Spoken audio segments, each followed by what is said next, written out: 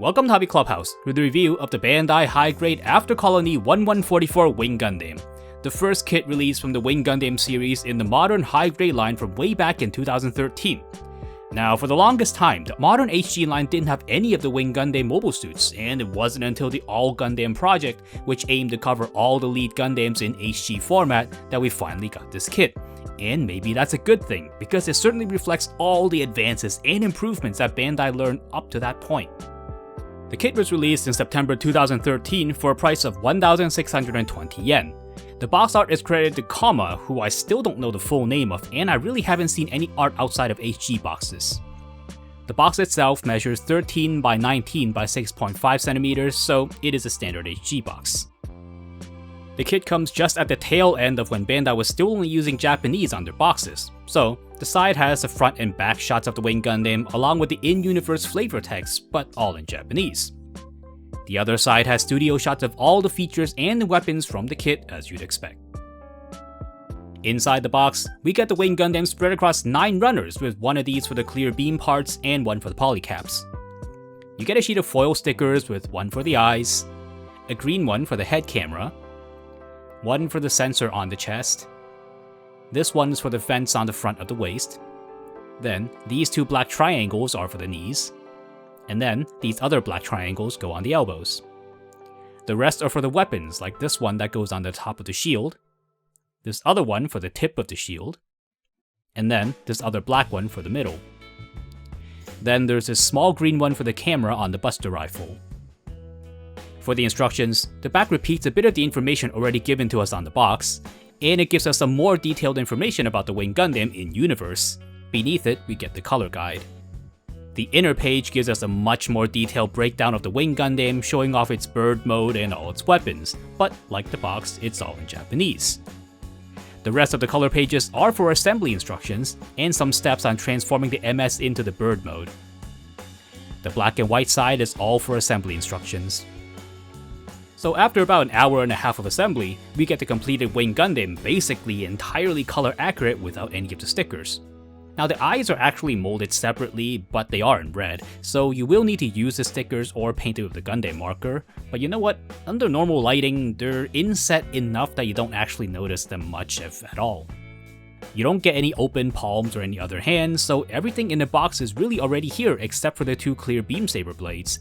But really, the Wing Gundam was always a simple mobile suit without too many fussy things on the side. The kit is generous with its color separation, like the yellow on the shoulder and on the chest, and it has a signature darker hue of blue that we know from the Wing Gundam. The chest sensor here actually has a clear piece that goes into it, but I've left it out here because it can't be removed once you put it in. One excellent bit of color separation are on the chest vents here. If you remove the yellow part, the middle sections are molded separately with the blue plastic to simulate the darker insides, so this makes it very easy for anyone to touch this up with some paint. In fact, nearly all the stickers can be easily skipped in favor of some very simple work with a Gundam marker. So, this is an excellent kit for starting Gundam model builders that'll look very nice even with some simple work. Next, let's take a closer look at these claws on the forearms here. Now they may not look very special, but the engineers put in some extra work to allow the arm to bend without them getting in the way like you see right here. The claws can be moved a little bit more out of the way to allow the full bend of the elbow, but you will have to help them a little bit by hand. The Master Grade kit has this design as well, so maybe this was brought forward from the Master Grade kit. Now as for the wings, they are very nicely done on this kit.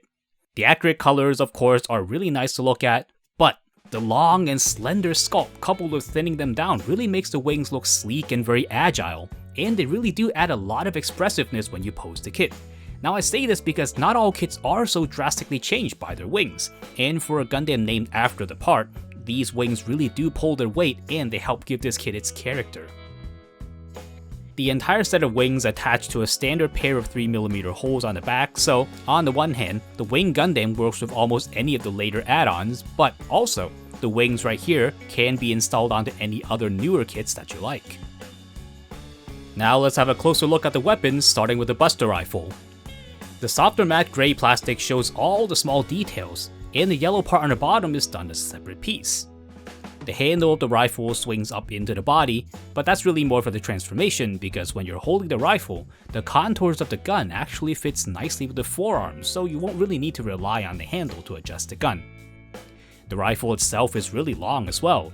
You can see just how long it is right here next to the Wing Gundam Zero, whose twin buster rifle is also really huge, but they're actually shorter overall. The rifle, much like the wings, add a lot to the look of the Wing Gundam. Then we have the Wing Gundam shield, which always seemed to me like a bad design because if Hero lost it, the Wing Gundam can't change into the bird mode anymore. The colors here are still all done in plastic, and the inner side has a handle which you can flip down. The Wing Gundam can only hold the shield with this handle, and you don't get a separate connector to connect it onto the arm. Now this is really rare for the newer kits, and the shield can occasionally slip from its upright position, but mostly it'll stay in place just fine. A big feature of the shield is how it opens up in the middle right here. Those of you who've watched the animation immediately know that this tiny little peg inside here is for the beam saber handle, which can be stored inside. And that peg actually holds onto the handle very tightly, so be careful when you pull it out or else you're going to snap the peg right off. And that's a nice segue into the beam saber. So you do get this single handle since the MS really does only have this single one. Now it's not that long so that it can fit inside the shield, and all you have to do is plug one of the two clear beam saber blades onto it and it's ready for business. It stays in the hand just fine and you'll have no trouble with it. Overall, I think the weapons of the Wing Gundam are an essential part of the MS's character. It doesn't look complete without them, so the good news is that the ones we get here really were made with a lot of care and love. You'll enjoy looking at them and you're going to enjoy posing them, and you'll find yourself wanting to pick up the kit to mess around with it because of the weapons. So this is a good chance to talk about just how small this kit is. Now I'm sure you know that Wing Gundam MSs are quite short, but you'll still be shocked by just how small this kit is in person, and it makes it look really good on the desk or on your shelf. The details are condensed onto a small model kit and it's something you really have to see in person, and it really sadly doesn't come through in the video, but on display it works really well. But of course, we need to see how the Wing Gundam transforms, and to turn it into the bird mode, you first need to take off all of the weapons, which the animation never really explains just how this works, how they just fly off and then go into its place, but really it's best not to think about these things too hard. Then, you need to remove the fists, and then you swing down the talons. Then, in no particular order, you turn the head back, and then you turn the shoulder armors downwards. And then, the entire lower waist is rotated backwards. Then, the wings should be angled flat into their flying position, and the shield goes onto the back onto these two long horizontal slots. The buster rifle goes into the front of the shield, and it has this nice sliding lock mechanism, which will keep the rifle firmly in place.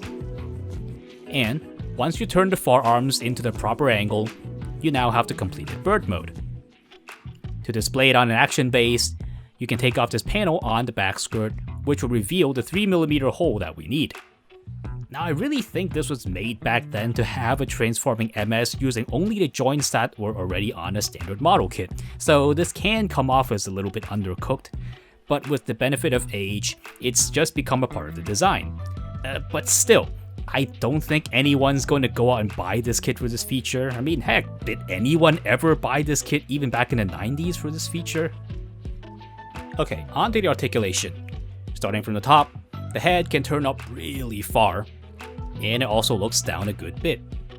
The head has no problem turning a full circle. The shoulder joints swing out thanks to the 2013 design, and there's nothing to block the arms, so they do swing around a full circle freely. The shoulder armor itself can swivel up and down, but that's really mostly for the transformation. The arms swing out a full 90 degrees, and you get a full rotation at the bicep. We've seen the elbow bend already, but just once more, the double joint here gives us close to 180 degrees.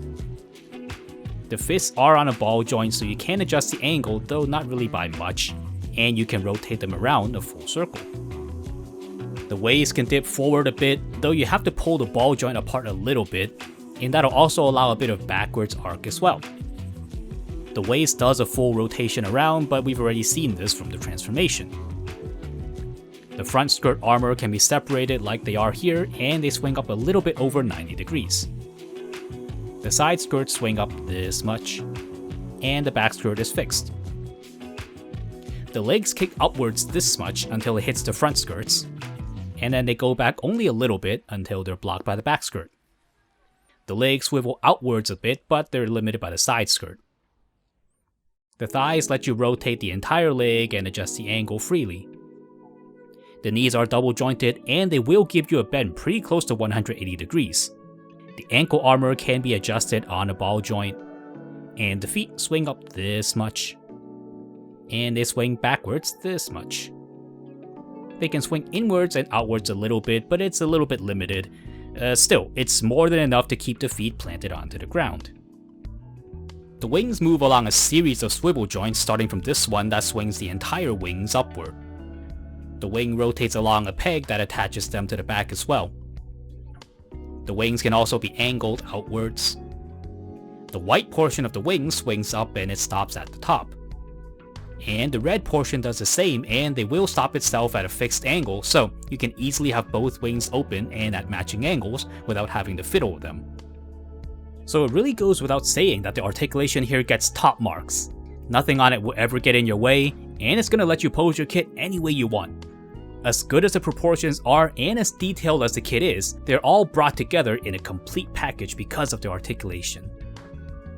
With all that said, here's a Hobby Clubhouse 3-point verdict on the Bandai HGAC Wing Gundam. Number 1, it's a balanced kit. If you ever wanted an example of a well-rounded Gundam model, this is one of them. The colors are represented almost entirely accurately in plastic, and it's ready for you to put in some extra work to bring it into completion. And it doesn't have a ton of fussy and loose parts to swap in and out, so everything is here on the kit. It's a great choice if you're new to the hobby, or if you're looking for a present to lure someone into Gundam models. And I made the same recommendation for the excellent entry-grade RX-78, and this kit gets the same recommendation from me. Number 2, it's your one Gundam. You know those Reddit sort of questions, like if you could only ever have one model kit, what would it be? Well, it should be this one. Now, I don't mean this to be the be-all end-all Gundam models, but it works like a lead character should, and it's gonna look great even if you have no other models to go with it. Now, I said the opposite for the Gundam Heavy Arms, which look a little bit lonely by itself, but the Wing Gundam will do fine on its own, and sometimes that's exactly what you're looking for. Number 3, the bird mode really doesn't do much. The bird mode is like the sort of thing we make up by ourselves with our toys, like how every hole is a gun and everything can transform if you twist it around enough. It's transformation, but without the budget to actually make it transform. And it's kinda there and it doesn't get in the way, but it still feels like someone trying to sell your refrigerator and then that person just tells you, hey, you know what, it also works as a closet. The bird mode is a little lame, but it really isn't the fault of the kit, and the engineers tried their best to make it look nice, but I don't think it'll trigger the same kind of joy and the excitement as every other part of this kit does.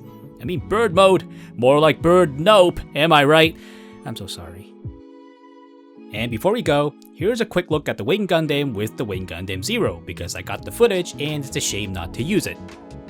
And here it is next to the Space Type Leo. And sadly, I don't have the Sandrock, so I can't show you them together. So that's the review for the HGAC Wing Gundam. It does its lead character justice, and it's a solid purchase no matter how you look at it. Thank you so much for watching. Come look us up on social media with updates on upcoming videos and future projects, links are in the description below. Or, hang out here some more with one of these other videos. But before you go, don't forget to like, subscribe, and hit the bell icon to be notified of new videos from Hobby Clubhouse, and I'll see you next time.